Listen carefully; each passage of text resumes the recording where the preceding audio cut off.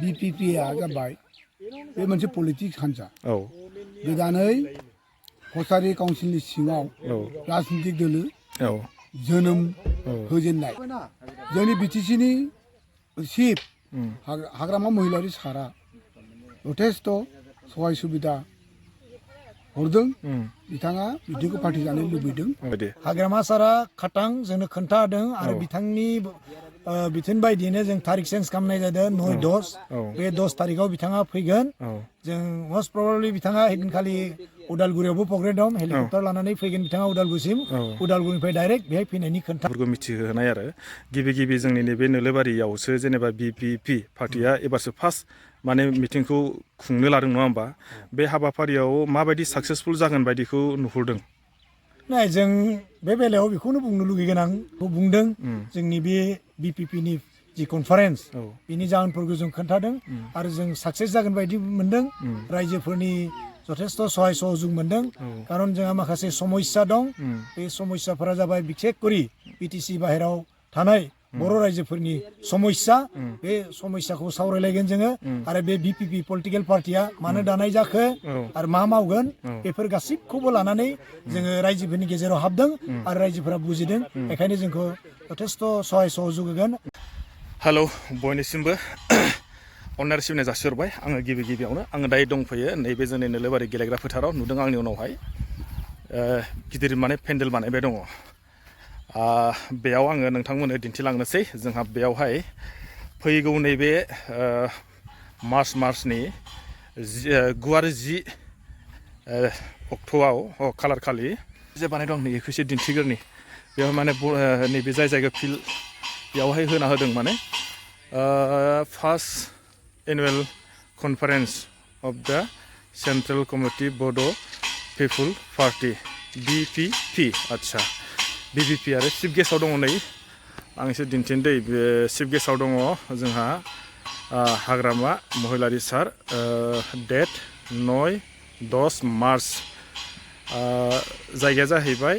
नोलोबारि playground Nalbari गगामुक district Dhemaji Assam माने दिनैहाय जाहैबाय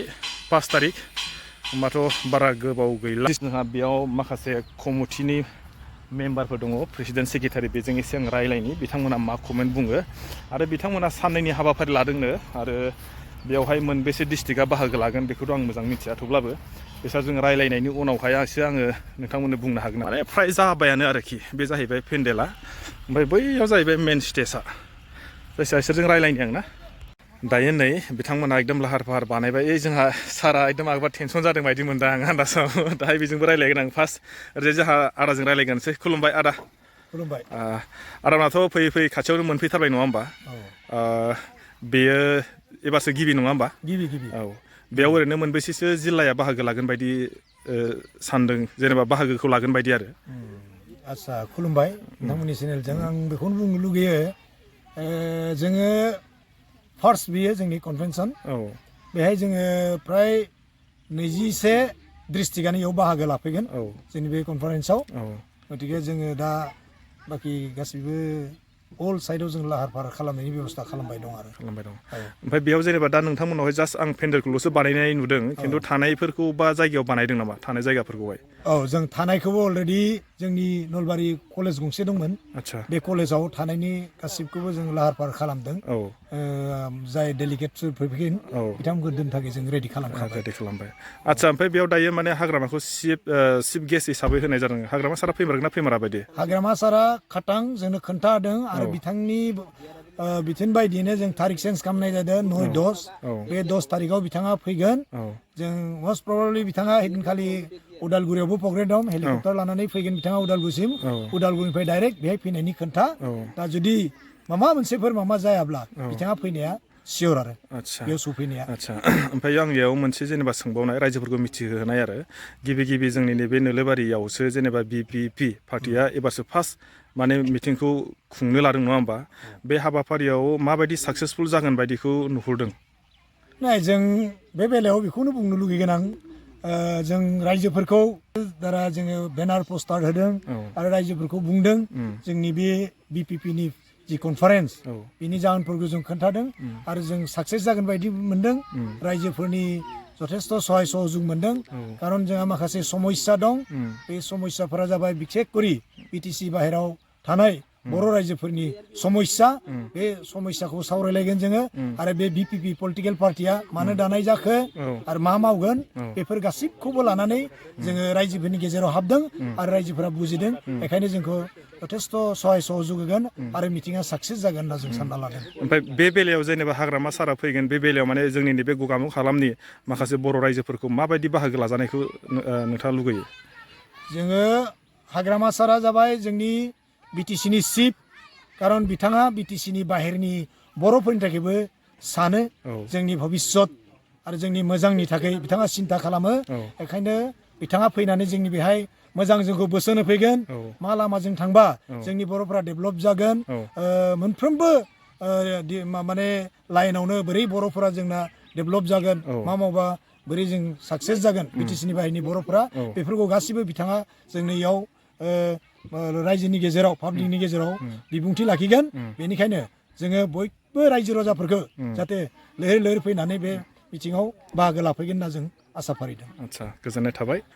गिबि गिबियाव खौरां फोसावगिरि बिथांनिसिम आंनि गोसो गोरबोनिफ्राय खुलुमनाय थाबाय। गोबावथार जाबायमोन लोगो मोनिया। नंगौ माबोरैजाय दा बे प्रग्रामखौहाय माबोरैजाय जाजानायखौ लुबैयो दा नोंनिफ्राय? बाथ्राया जाहैबाय बिपिपिआ जाबाय बे मोनसे पलिटिक्स हान्जा गोदानै कसारि काउन्सिलनि सिङाव राजनितिक दोलो जोनोम होजेननाय आं जाबाय आं थोंजोङै बुंनो लुबैदों आंनि बिबान बा आं मायाव दङ आं नोंथांनो फोरमायनो लुबैदों आं फोरमायहरनाय जायोदि आं जाबाय खौसेथि बर' सुबुं गौथुम आफादनि अर्थात इउपिपिएफनिसो बोसोनगिरि। दा बाथ्राया जाहैबाय बे मिटिंखौ गमामानो आं मिन्थिना मोननायाव जोंनि बिटिसिनि चिफ हाग्रामा महिलारि सारा जथेस्थ सहाय सुबिदा हरदों बिथाङा मिटिंखौ फाथिजानो लुबैदों बेखायनो जोङो बिथांनि खोथा मथेनो बिथांनि अर्डार मथेनो जों बे मिटिंखौ फसंनाय जाबाय होननानै बिपिपि पार्टिया आंनोबो फोरमायदों। बेखायनो आङो गुरै रावै आङो बुंनो लुबैदों रायजो राजाफोरखौ गमामानो जोंहा बर' कसारि काउन्सिलनि सिङाव थानाय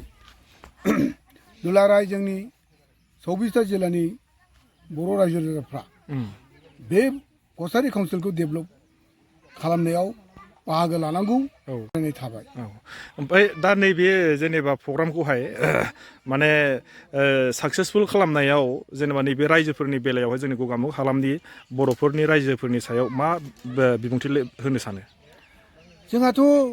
दा बर्थमान इन्डिपेन्डेन्ट जानानै दङ बे नैबे बिपिपि पलिटिक्स पार्टिया बेवहाय नैबे बिधान सभानि एमएलएनि इलेक्सनावबो जेबो बाहागो बर्थमान रुलिं गभर्नमेन्टजों जोंहा जेबो हेंथा हेंथि गैया आरो रायजो राजाफोरखौबो जाय जेराव दोलो दङ जि दलावनो दं बिजेपियावनो था एजिपियावनो था कंग्रेसावनो था जों बिथांमोनखौबो जों हेंथा होआ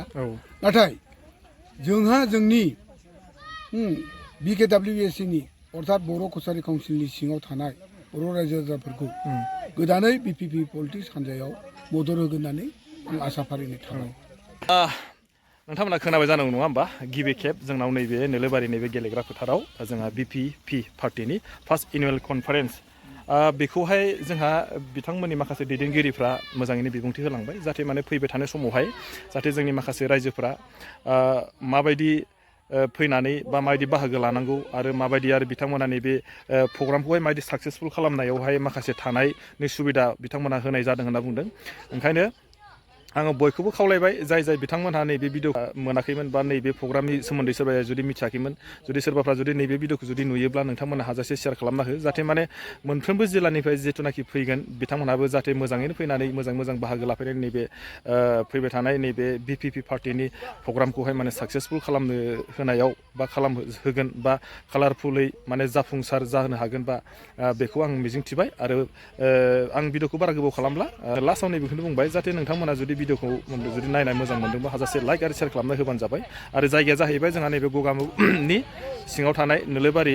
पन्सायतनि सिङावनो थानाय नोलोबारिनि बे गेलेग्रा फोथारावनो माने गाबोन समफोरनि गेजेरावनो जानो थांगासिनो बे जाहैबाय माने फैगौ 9 मार्चनिफ्राय 10 मार्चनि गेजेरावनो बे मिटिङा जानो थांगासिनो आरोखि आं बेखौनो नोंथांमोननो दिनैहाय नैबे भिडिअखौ ससेनो भिडिअ लाना फैबाय नोंथांमोना नायनानै माबायदि मोनो मोजां मोनो ना गाज्रि मोनो जुदि मोजां मोनोबा हाजासे लाइक आरो शेयार खालामना होबानो जाबाय आरो आं लास्टआव खावलायनाय माने हाग्रामाया आरोबाव जोंनाव बिराद गोबावनि उनाव एबार फिन खेबसेबाव नैबे जोंनि नोलोबारियावहाय आरोबाव फैगोनखौ मिजिं थिबाय आरोना आरो जोङो गासिबो लोगो मोनगोन बा आरो सोबबो माने नुगोन होननानै आसा खालामनाय थाबाय।